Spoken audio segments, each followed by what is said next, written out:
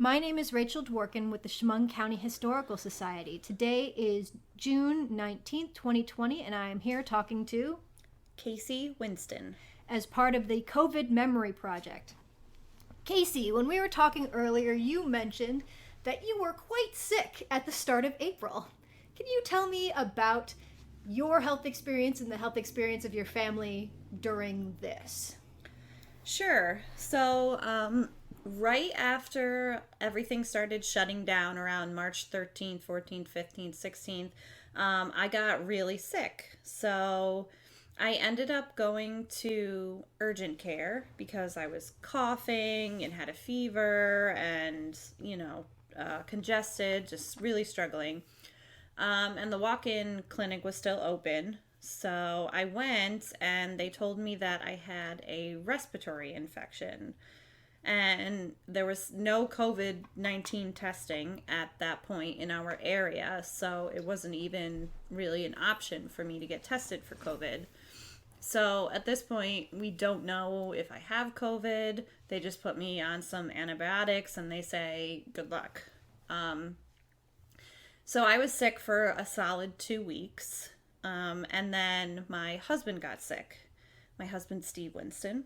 And he was knocked flat on his back for a few days, 4 or 5 days, with a fever, couldn't get out of bed, and this man never gets sick. So he did not end up going to the doctor because things were really closing down at that point. And then the worst part was that our daughter Nora got sick. Same thing, fever, coughing, trouble breathing. So we took her to the Arnott walk-in clinic over by the mall, and they took her temperature as soon as we walked in the door, and ours as well. And Nora's temperature was 102, so they would not see her because she had a temperature. So they gave us the number for the COVID clinic, which was still in the same building. And we had to call them. We couldn't even just walk right in. So we called from our car in the parking lot. And the COVID clinic, while very, very nice, basically said, we don't deal with pediatrics at this point. You have to call their pediatrician's office first. So our pediatrician for Nora, the Arnott Southport office, was closed. They weren't even operating for walk-ins or emergency appointments or anything.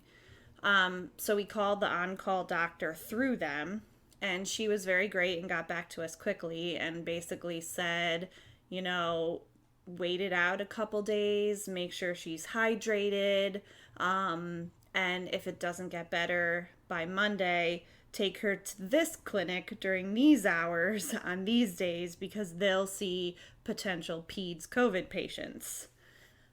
So luckily, by the end of the weekend, her fever had broke after about a week of having a high fever, and she was feeling a little better, so we didn't feel the need to go to the clinic at that point.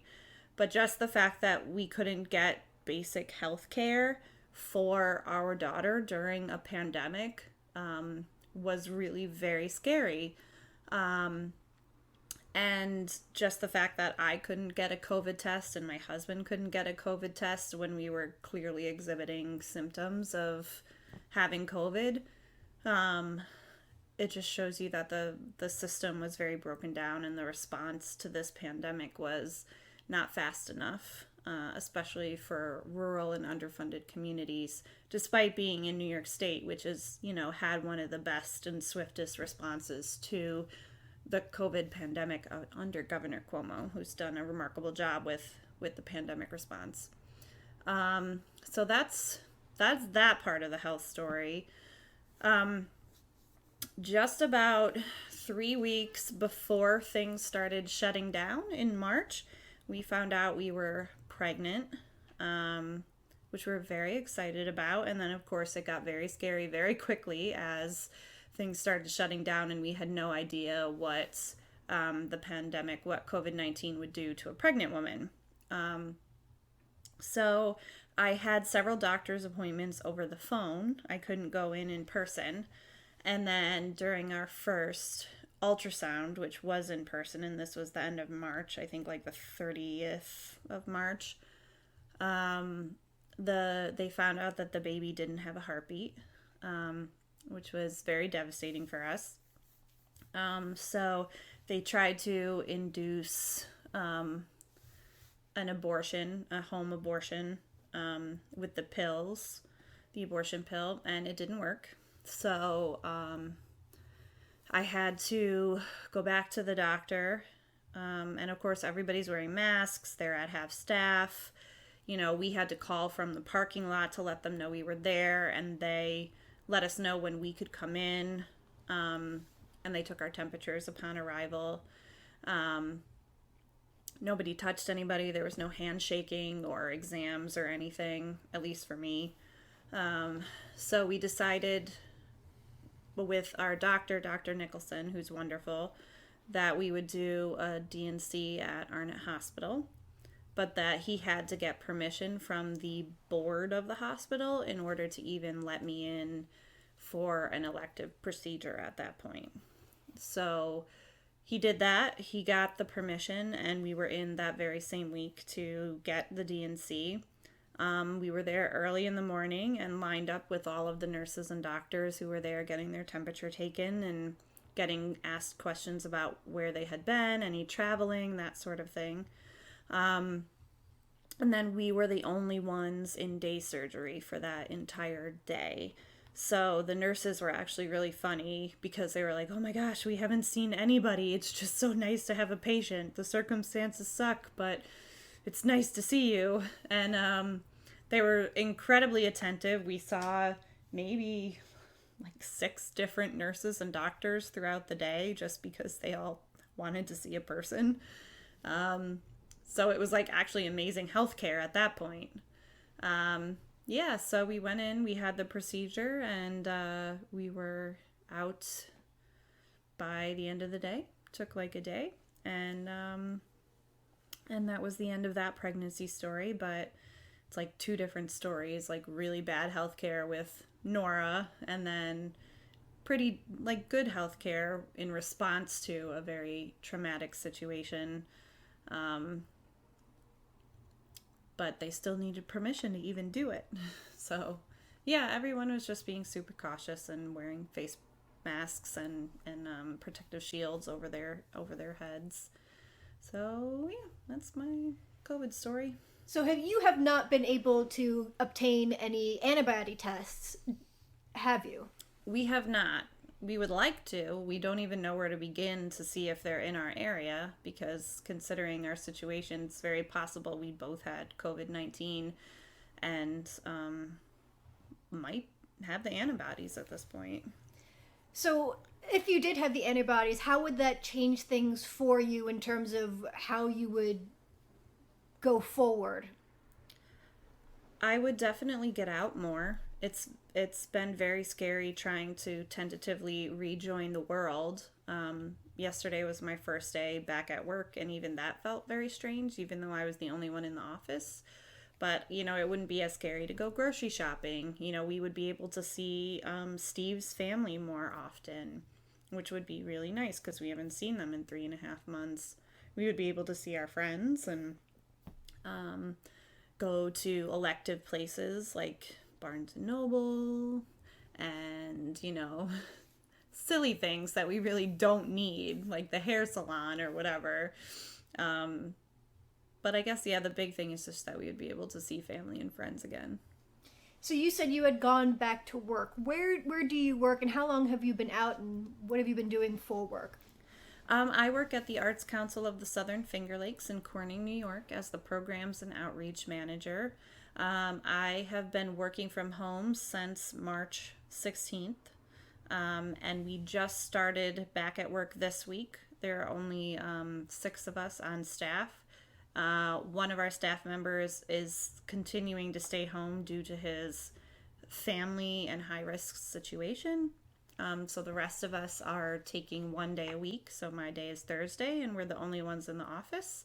So once we reopen on June 29th, we'll each be in charge of the office for 1 day, and then the rest of the days we get to continue working from home as a as a precaution to COVID. My boss, Connie Sullivan Bloom, has been wonderful. She really believes in social distancing and taking as many precautions as possible as we re-enter an open economy. Okay.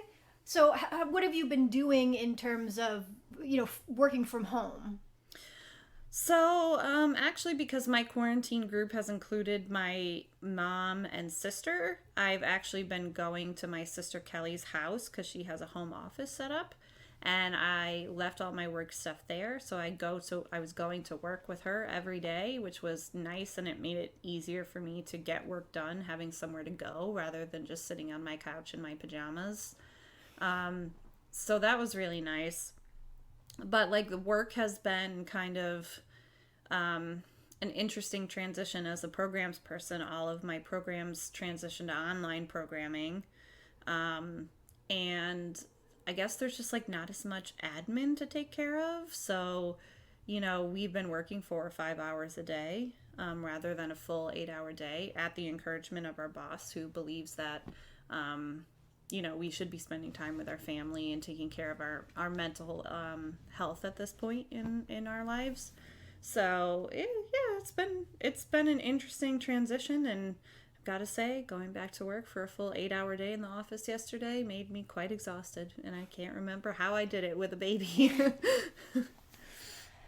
So what have you been doing, at home in your personal life to sort of stay sane? Like, what have you been up to with your family? And Yeah, so we've been really lucky because our quarantine group includes myself, my husband, my daughter, my sister, Kelly, and my mom, Gail.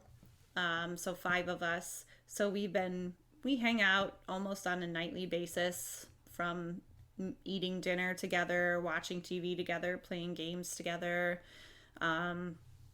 Once the weather started getting nice, we started walking like almost every day, either around the block or going to Eldridge Park. That has been so helpful to the mental state, getting out of the house. We've been up to Tanglewood. We even drove to Ithaca to go and walk around Buttermilk Falls and Robert Treeman State Park. So yeah, I mean, like a lot of people, our lives kind of focused on food. So we've all gained weight because we're eating so much. Cooking and ordering out from all the restaurants, because we've also felt that it's important to try and keep local businesses afloat during this time by supporting them, which means eating their food. So we're all fat now. what restaurants do you guys normally use? That do you order from?